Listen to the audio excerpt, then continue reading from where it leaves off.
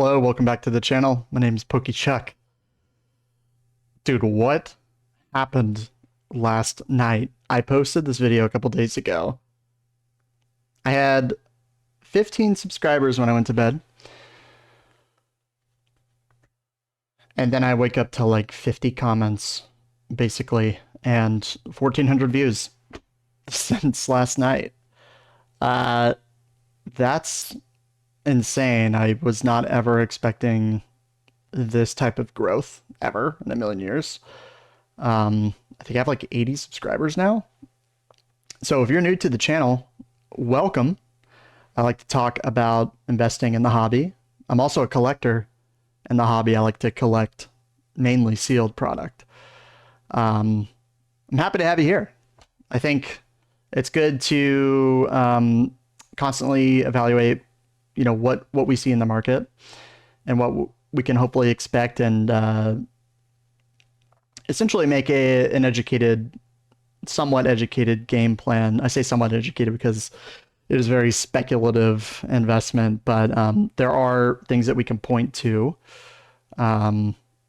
mitigate risk. And I think that's especially important in this time when you're starting to really see people pushing back on this level of demand.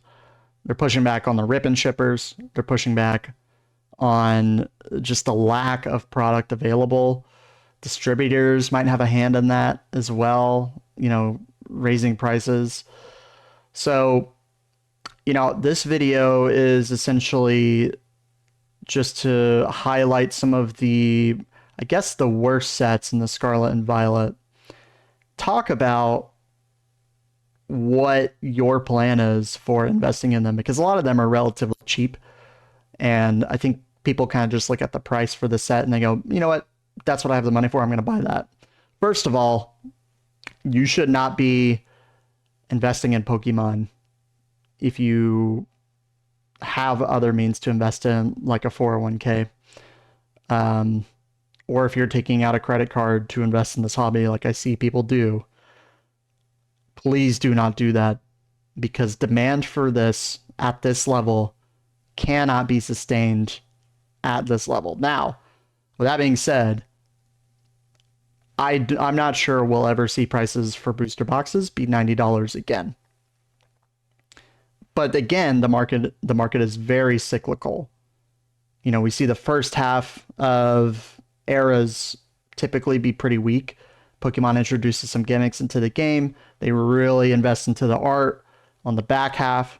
And so I think a lot of people are thinking that could happen again with the megas and whatever the next era is, right? So just be very careful and definitely due diligence in the hobby. Listen to a lot of different Poke investors if you're interested in this. I've gotten a lot of comments, kind of people giving their perspective, asking me their advice, which I really appreciate, and I'm happy to do that. But, just be responsible. And me personally, I don't invest more than, a very small percentage of my net worth into this hobby. It's purely speculative. So just quick PSA. I want to put that out there now that I have a couple views on the channel and people are watching this and looking for advice. And I feel like I kind of have the responsibility to say that. Now I'm all about finding value in the market, and I'm even going to look at these sets, talk about, even in the worst sets in Scarlet and Violet, I still think a lot of them are really strong, and we're going to talk about those sets. But I was looking at some of my analytics, trying to figure out like where people are coming from. Who's gooning before they open up PokeChuck videos? You know who you are. Why aren't you sending them to me first? I'm just kidding. But seriously, this is hilarious. Hey, no shame. No shame. Very, we're good. All right, let's get into the video. So we're going to talk about kind of the lower echelon of the Scarlet and Violet sets, right?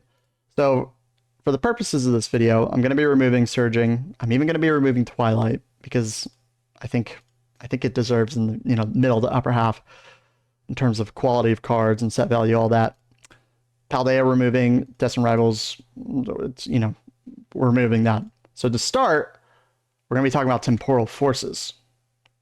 Now, I would consider Temporal to be kind of mid-tier in Scarlet and Violet, but not in the upper half. And so it's kind of higher, but it's not super high.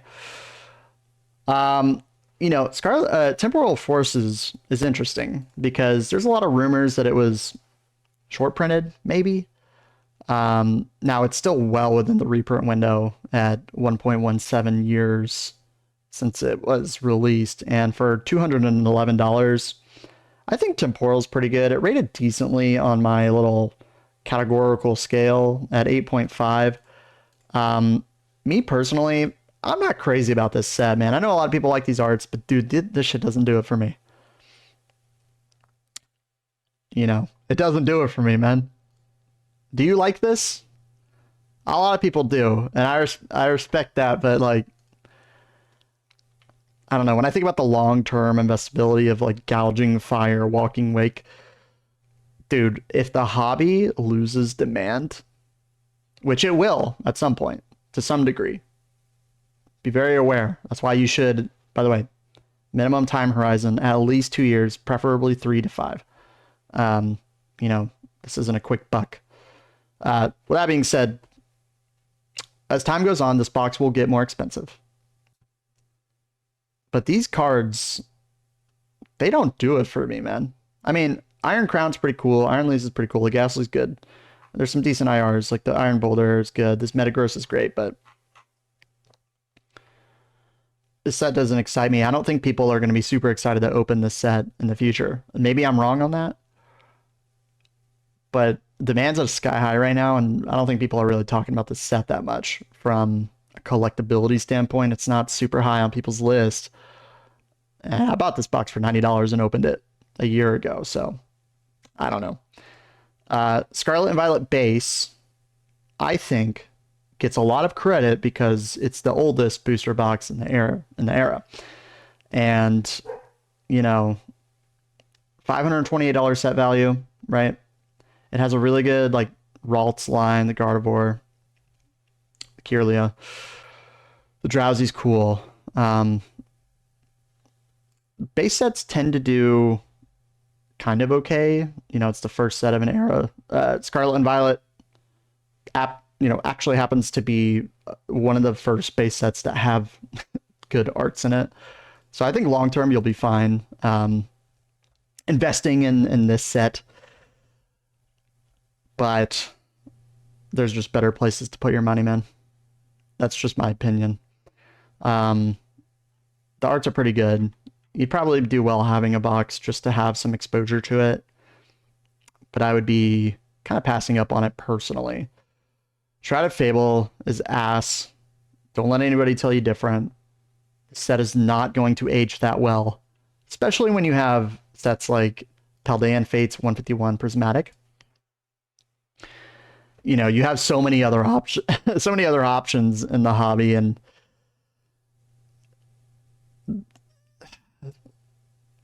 it's just not that good, man. Pheasantipity is, from what I understand, really playable in the TCG, or maybe it was. I don't know if it's like meta anymore.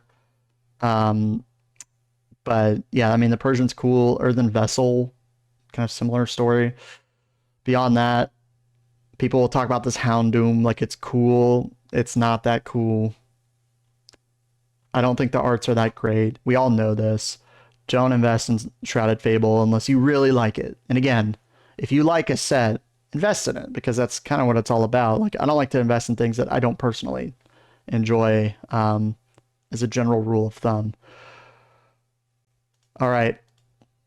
This one's weird. I am not a fan of Obsidian Flames. I think many people would agree. Some other people would disagree. It's the Charizard set of the era. So there's something to be said for that, but it's really all about Umbreon and the evolutions now. It's kind of weird how that, before we were all about the Charizards, which we still kind of are. The next set will be the Mega Charizard. But I think it goes to show, you know, these pull rates are pretty high in this set. Or I guess they're pretty high, yeah. You can pull a lot of these often. This Charizard's not that great. The Ninetales is fantastic. I think the Cleffa is really nice. I pulled this from a pack I found on the ground in Walmart. I asked the employee if I needed to pay for it. It was out of the wrapping. They said, nah, just take it. So I did. Opened it, got the Cleffa. That was kind of fun. There's some pretty good arts in this. I think this Gloom is beautiful. I think the Houndour is pretty cool. You got the Pidgey outline, Pidgeotto, you know, Larvitar. There's some stuff in here, but dude, this box being $250, man. Guys, if you buy this box, just be prepared to sit on dead money. Genuinely. I mean, that goes for all of Pokemon investments, considering where demand is at, but dude, the set value is $300. I mean, people aren't really going to be ripping it to pull a Moonbreon. You know what I'm saying? Now, again, I think this also benefits from being almost 2 years old.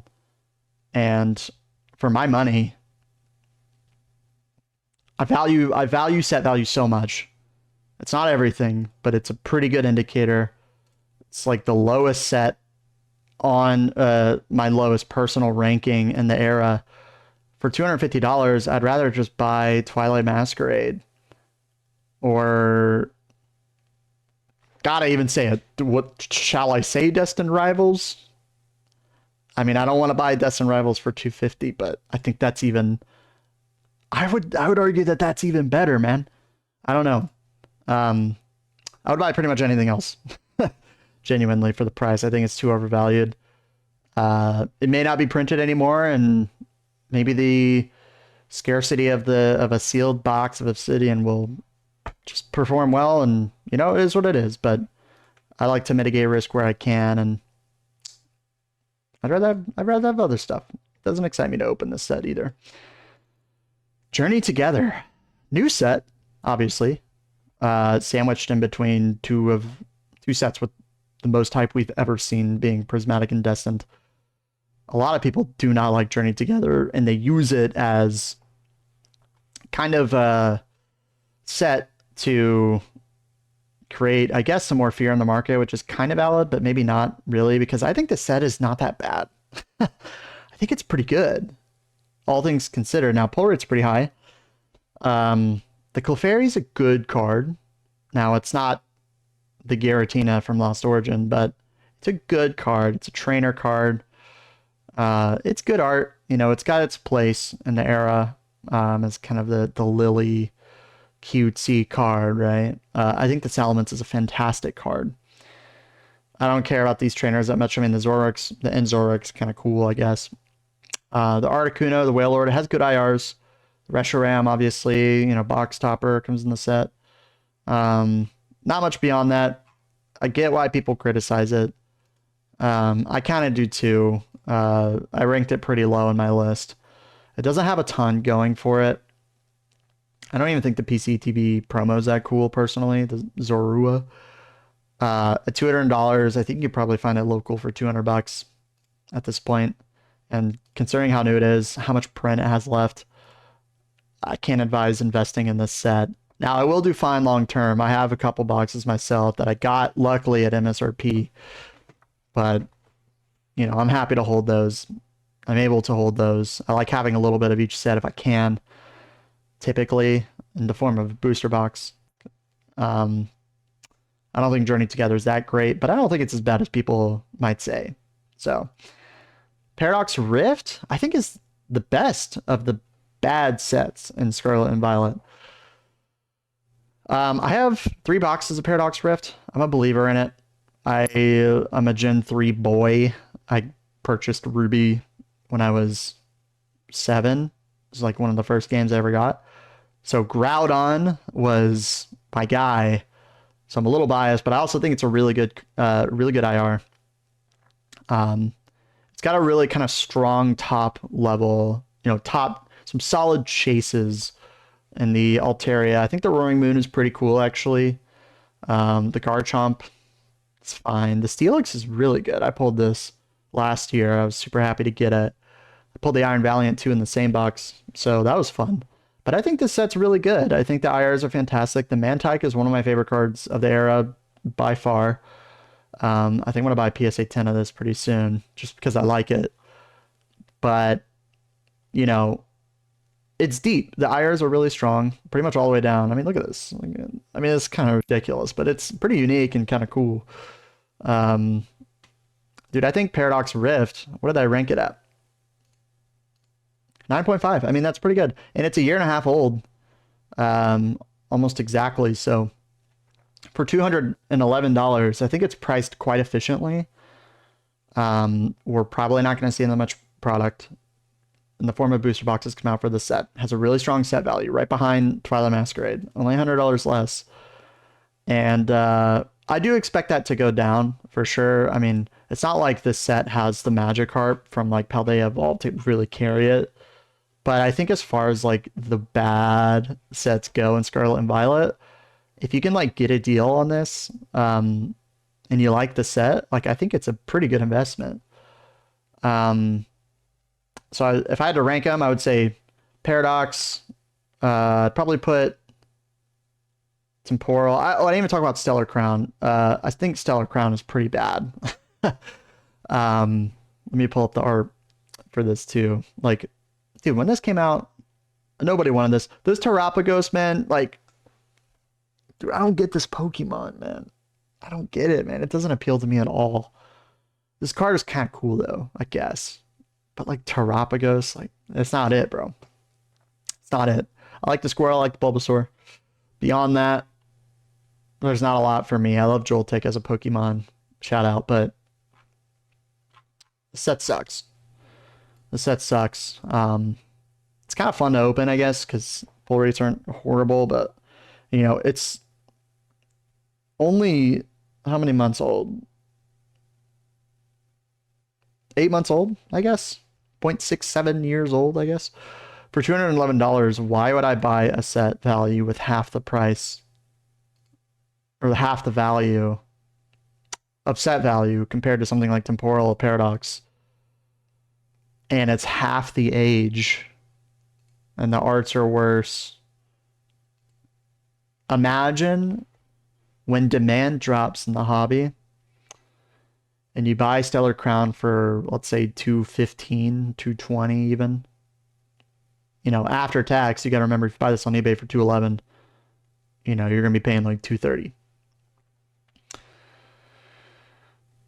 Are you prepared to hold this box for a few years? Maybe you are. Maybe you are. I'd rather have my money in something a little bit less risky, something that's older, something that has more value, something that's more desirable. And look, I think Scarlet and Violet is a really strong era across the board. Don't get me wrong. I'm just talking about the bottom kind of half, but I don't know why. I don't know what reason you would buy the worst sets in the era. And Stellar Crown, I feel like to me is like the worst. Just because it's so young. So, you know, I would put Journey together. I'd say SE base, and then I'd say Obsidian. And then I'd say Journey together, maybe. Well, dude, nah, I'm gonna put Journey together above Obsidian, dude. Come on. It's got better cards, man. Don't deny it. Above Obsidian, we'll say Stellar for last place. And then Shrouded Fable, just terrible. Not buying it. I don't care. I don't care what it does. I'm not buying it.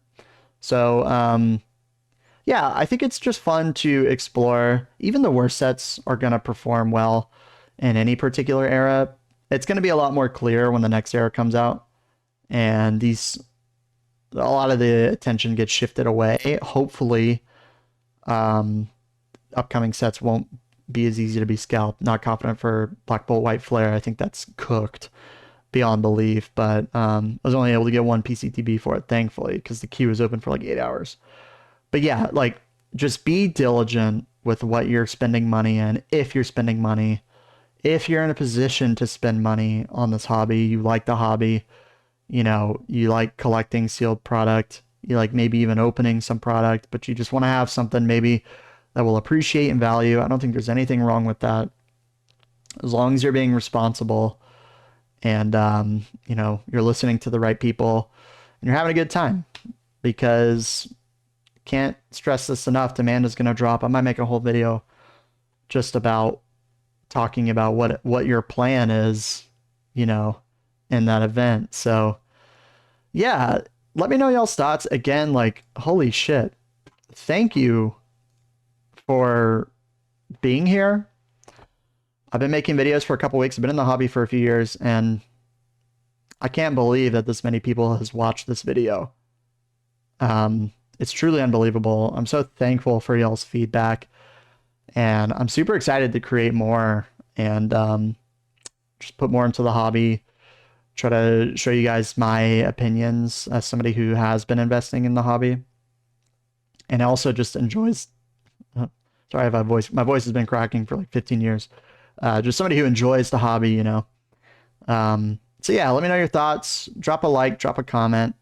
If you want to consider subscribing, I'm almost at 100, and I might do a giveaway. I got some. I was lucky enough to get some Destin Rivals 3-pack blisters, so I might announce that in like the next vid or something. We'll see. But I want to give something back to you guys. I think it'd be pretty fun. And yeah, I got nothing else to say on this. So thank you again, man. Wow, just crazy. But yeah, looking forward to the next one. Y'all have a good night. Later.